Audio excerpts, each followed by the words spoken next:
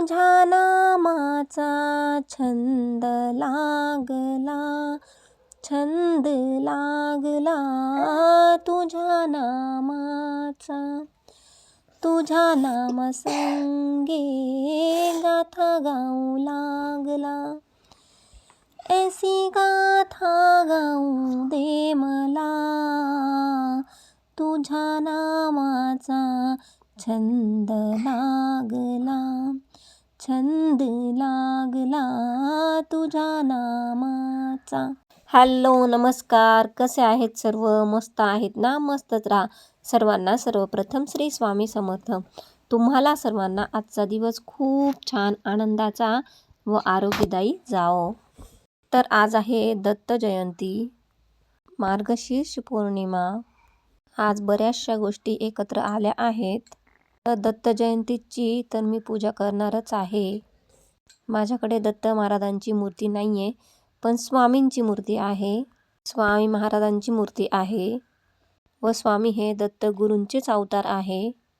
म्हणून मी स्वामींची सुंदर अशी पूजा करणार आहे. तर दर पौर्णिमेला काय काय करायचे आहे तर ते मी तुम्हाला सांगणार आहे. जसे अमावस्याला आपण वेगवेगळ्या सेवा करतो, तसे पौर्णिमेला देखील आपण सेवा करायच्या आहेत. सर्वात आधी हळदीचे लेपन करून घेतले मी. पौर्णिमेला प्रकाशामध्ये चांगल्या शक्तींचा वास खूप जास्त असतो. त्यांना जास्तीत जास्त आपल्या घरामध्ये येण्यासाठी, जास्तीत जास्त पॉझिटिव्हिटी आपल्या घरात येण्यासाठी हे सर्व करणं खूप गरजेचं आहे. तुम्ही अनुभव घ्या, तेव्हाच तुम्हाला या गोष्टी कळतील. तर सर्वात आधी मी येथे पौर्णिमेला आपण सर्व तांदूळ बदलवायचे आहे. जेथे कासवाच्या खाली अंक असतील हा लक्ष्मीकारक कासव मानला जातो. हा तांदूळात ठेवायचा आहे आणि ज्या खाली अंक नसतील तो कासव हा पाण्यात ठेवायचा आहे. सर्व गोष्टी मी आधी वरती ठेवून घेणार आहे, मग मी सर्व व्यवस्थित खाली आपल्या देवांजवळ ठेवणार आहे. तर ह्या कवड्या आहेत त्या पण मी तांदूळात ठेवते. 7 कवड्या आहेत ह्या.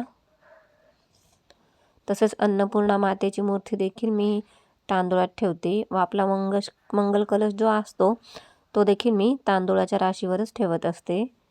तर हे सर्व तांदूळ हे पौर्णिमेलाच बदलवायचे असतात. दर पौर्णिमेला तांदूळ आपले चेंज करायचे. त्यातले थोडे तांदूळ हे आपल्या साठवणीच्या तांदूळात टाकायचे व बाकी पक्ष्यांना सुद्धा खाऊ घालू शकतात तुम्ही. तर अन्नपूर्णेची ही मूर्ती सुद्धा मी तांदूळात ठेवते.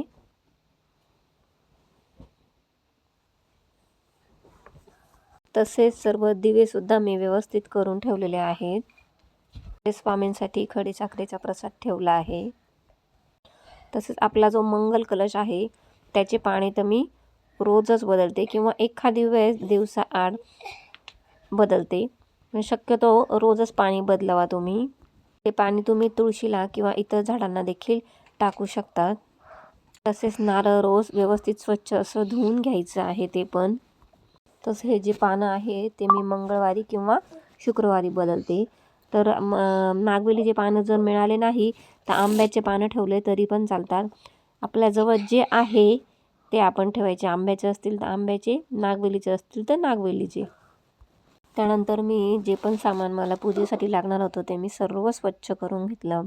जसे की आपल्या समई असतात, आपले छोटे दिवे जे असतात, ह्या समया मी सर्व स्वच्छ करून घेतले आहेत. ह्या छोट्या समया मी ॲमेझॉनवरून मागवल्या आहेत. खूप छान याचे पिटुकल्या पण खूपच सुंदर दिसतात आणि त्याला हे असे एक्सटेंडर आहे. त्यात आपण वात टाकून मग तिथे दिवा प्रज्वलित करायचा आहे किंवा आपण डायरेक्ट वॅक्सचा दिवा जरी त्यात लावला तरी पण चालते. खूप छान वाटते. तसेच हा एक दिवा आहे माझ्याकडे सुंदर असा. तर अशा पद्धतीने आपल्याला पूजेला जे पण साहित्य लागतं आहे त्याची पूर्वतयारी करून घेतली की आपल्याला वेळेवर धावपळ होत नाही. तर अशा पद्धतीने आपली रोजची पूजा ही आधी झालेली आहे. त्यानंतर मी देवांना गंध लावून घेतला. दिव्याला हळदी कुंकू लावले आहे. आपल्या मंगल कलशाला देखील हळदी कुंकू अक्षता अर्पण केलेले आहेत.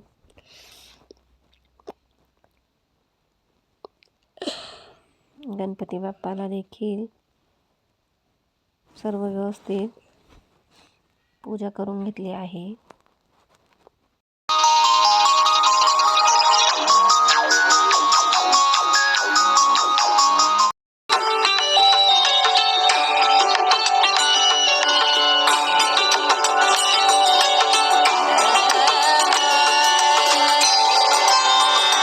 बघा तुम्ही ह्या ज्या समया लावल्या आहे साईडला, त्या छोट्या पिटुकल्या आहेत पण किती सुंदर दिसत आहेत. अशा पद्धतीनं तुम्ही तेलाचा तुपाचा दिवा लावू शकता. नंतर मी स्वामींचा अभिषेक करायला सुरुवात केली. तर सर्वात आधी मी स्वामींना पाण्याने अभिषेक केला, नंतर पंचामृताने अभिषेक केला, नंतर पुन्हा पाण्याने अभिषेक केला. बऱ्याच जणांची आज गुरुचरित्र पारायणाची समाप्ती आहे. तसेच तुम्ही स्वामी चरित्राचा एक संपूर्ण अध्याय वाचू शकतात, 1 ते 21 पूर्ण पारायण तुम्ही आज करू शकता स्वामी चरित्राचे.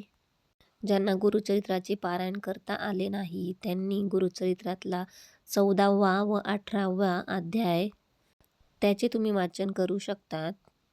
त्यानंतर तुम्ही आज तारक मंत्राचे पठण करू शकतात.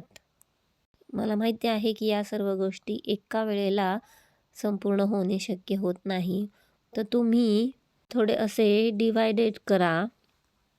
समजा पूजा झाल्यानंतर तुम्ही सारामृताचे अध्याय वाचून घ्या. तसेच तारक मंत्राचे पठण करायचे असेल तर संध्याकाळी तुम्ही जेव्हा दिवा लावतात संध्याकाळी तेव्हा तुम्ही करू शकता. 14वा आणि 18वा अध्याय आहे तो पण तुम्ही संध्याकाळी वाचू शकतात. अशा पद्धतीने ज्या गोष्टी आहेत त्या तुम्ही विभागून घेऊ शकतात. तसेच आपल्या स्वामींचा छान असा अभिषेक सुरू आहे पंचामृताने. तर अभिषेक सुरू असताना तुम्ही श्री स्वामी समर्थ, श्री स्वामी समर्थ असे उच्चारण सुरू ठेवा किंवा तारक मंत्राचे पठण करू शकतात. महाराजांची मूर्ती नाही आहे माझ्याकडे, कारण आपल्या स्वामीमध्येच दत्त अवतार आहे, ब्रह्मा विष्णू महेश सर्व स्वामींमध्येच आहे. मंदिरामध्ये भरपूर देव असतील आणि आपल्याजवळून जर त्यांची पूजा झाली नाही, फक्त देव ठेवून त्याचा काहीच उपयोग नाही आहे. दत्त महाराजांचं खूप कडक असतं. बऱ्याचशा गोष्टी अशा त्यांच्या पाळाव्या लागतात. म्हणून मी दत्त महाराजांची मूर्ती ठेवलेली नाही आहे मंदिरामध्ये. पण मी स्वामींमध्ये सर्वांना बघते. तर बघा छान असा अभिषेक झालेला आहे. दत्त जयंती ही हिंदू पंचांगात असलेल्या मार्गशीर्ष पौर्णिमा या तिथीला साजरा केली जाते.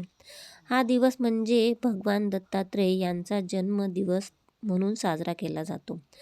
महाराष्ट्रात हा दिवस मोठ्या उत्सवात साजरा केला जातो.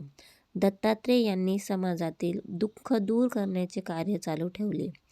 त्यांच्या पश्चात श्रीपाद, श्री वल्लभ, नृसिंह सरस्वती व वासुदेवानंद सरस्वती हे त्यांचे अवतार मानले गेले. दत्तांची स्थाने प्रयाग, नृसिंहवाडी तसेच कुरवपूर, कर्दळीवन या ठिकाणी आहेत.